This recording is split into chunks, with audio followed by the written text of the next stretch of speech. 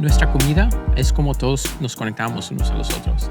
Es una manera de guardar y cuidar esas memorias bonitas que tenemos. Es la memoria de mi abuelita, es demostrar y compartir lo que tenemos en nuestro corazón. Hay una frase que me gusta mucho, dice, la vida no es la fiesta que nos imaginábamos, pero ya que estamos aquí, bailemos.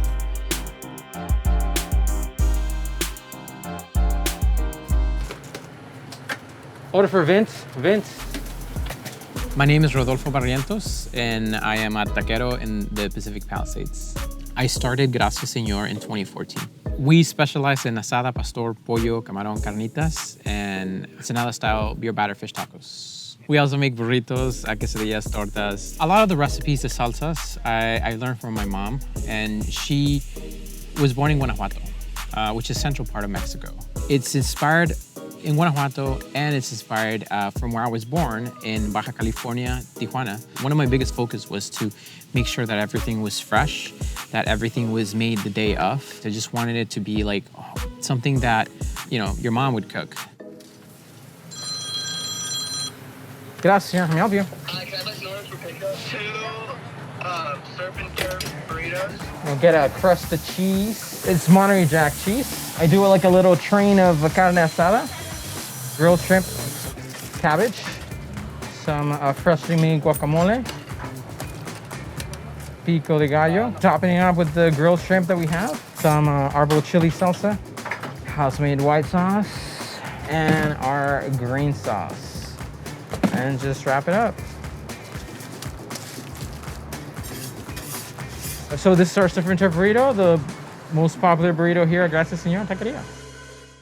Nací en Tijuana.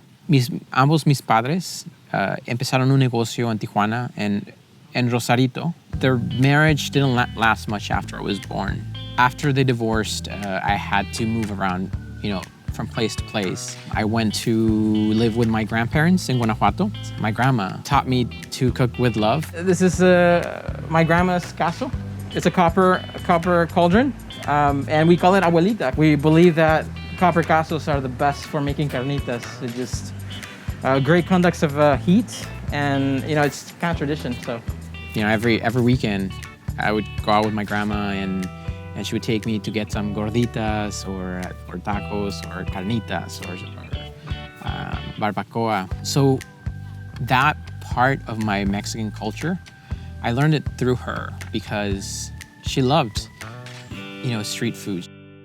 My mom migrated to the United States, to Los Angeles, when I was around 4 years old. Bueno, yo vine aquí cuando Rodolfo era pequeño. Los tuve que dejar porque tenía, primero, violencia doméstica.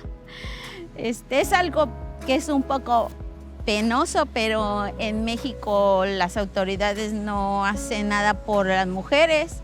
Entonces yo me vi obligada a irme. Es muy difícil para una madre separarse de sus hijos cuando ellos son pequeños y sabe uno que lo necesitan mucho, pero tenía que tomar la decisión de venir y estar en una vida mejor para ellos. Cuando ya me establecí un poco, pues decidí traerlos. When I came to the States, I was around 5 or 6 years old. When I first got here and I was in school, not knowing English made me like an easy target for bullies. The fact that I didn't know English affected like a lot of parts of my life. It affected like my self-esteem. It affected the way I interacted with other people. I knew that learning English was crucial. Eddie, muchas gracias. You have a nice day. Home Alone on replay in the background always, and I would just like say the words as, you know, Kevin McAllister would talk. I would talk with him. Esta tortilla es una tortilla hecha de maíz y está hecha a mano. Y para nosotros es uno de los elementos más importantes de nuestro taco porque una tortilla hecha a mano resalta más el sabor de un buen taco. Empieza un poquito más pálida, luego se pone más amarillita. Y lo más importante de una buena tortilla es de que se infle un poquito. Senior year of high school was when the reality of me being undocumented became my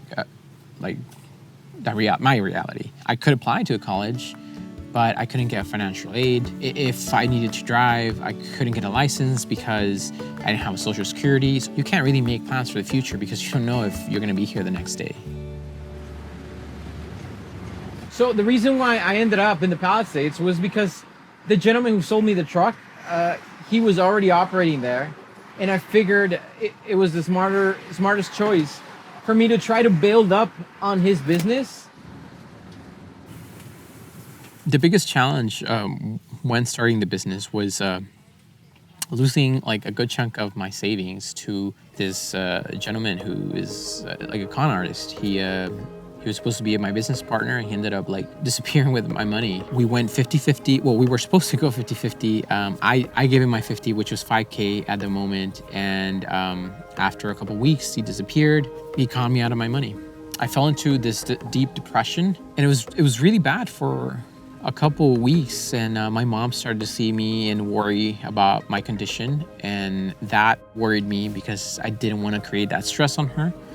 And I decided that I needed to do something about it. And I started doing research, and I bought this really old food truck. It was a green color GMC 1993. On my first day, not only did I hit my window and like completely blew it out, I wasn't making any sales. Su primer quesadilla quemada. Y yo le dije, no, eso no lo puedes entregar, así. A lot of times it was heartbreaking that people wouldn't even take like free samples because they just didn't like trust where it was coming from. Eventually, I started connecting with the community, and slowly but surely they started trusting us. Y ese es el taco de estilo Ensenada, capeado en una mezcla de Tecate Beer y nuestros ingredientes especiales. Es uno de los tacos más populares. Por cierto, nos ayudó a ganar un concurso de mejores tacos. Este taco es típico de Baja California, particularmente Tijuana. Esta receta viene de mis tías en Tijuana. Y eso es lo que quieren, un perfecto dorado en el capeado, listo para un taco. So, primero la tortilla, pues el repollo, el taco, el pescado, pico de gallo, crema especial de la casa. So, este es nuestro taco estilo Ensenada de pescado frito. The DREAM Act started in 2012 as a program created by Obama to give us undocumented youths a way to continue our education and pursue our goals. So dreamers are children who were brought here by their parents at a very young age. At the moment, there's no pathway for citizenship for dreamers here in the United States. As of right now, we're just in limbo. I have friends who have got their parents taken away in the middle of the night. There's like a real fear amongst some people in our community that, you know, tomorrow your life here could end. It tears at your soul because, you know, you're in this country and you try to do your best. You try to contribute in whatever small or big way you can. And then people continuously say that, you know, you don't belong here. Rodolfo, o todos los muchachos como Rodolfo, que han venido chiquitos y que no tuvieron la culpa, que no tuvieron decisión, que los trajimos nosotros los padres, ellos no tuvieron opción, que les dé una oportunidad a ellos. Porque lo merecen, son muchachos estudiosos, trabajadores, y si el señor presidente algún día puede mirar esta entrevista, le pidiera que ayude a todos los jóvenes como mi hijo, como Rodolfo es un soñador, yo soy una soñadora a través de Rodolfo. This was my mom's dream, to come to the United States to provide us for a better opportunity. I always felt that if I didn't take all these like opportunities along the way, everything that we've been going through from like the bullying at school to being scared of being deported, if I didn't take advantage of my education, of the entrepreneurial opportunities and of learning the culture and this new language. I felt that if I didn't do any of these, I would have been wasting my mom's decision. That was always my drive to continue to keep pushing.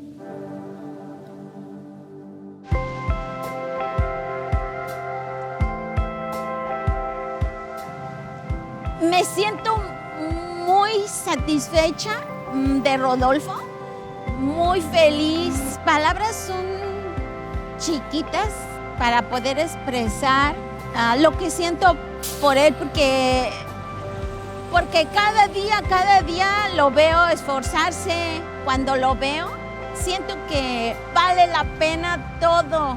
Una de mis motivaciones más grandes que tengo como inmigrante es la troca. Todos los días que me despierto y miro todos los otros troqueros que se despiertan más temprano que yo, que trabajan más que yo, y me recuerda a los trabajadores que son los inmigrantes. Y en todas esas trocas hay una historia diferente. Hay una historia de perseverancia, hay una historia de trabajo, hay una historia de pasión. Siempre me recuerdo. Cada cajita con llantas tiene una historia. Y la mía es una. If you were to strip me to my most basic self, I like to be just chill. And the truck is that to me. The truck is a very accessible way, a very personable way to connect to the community and to serve you my culture in a plate.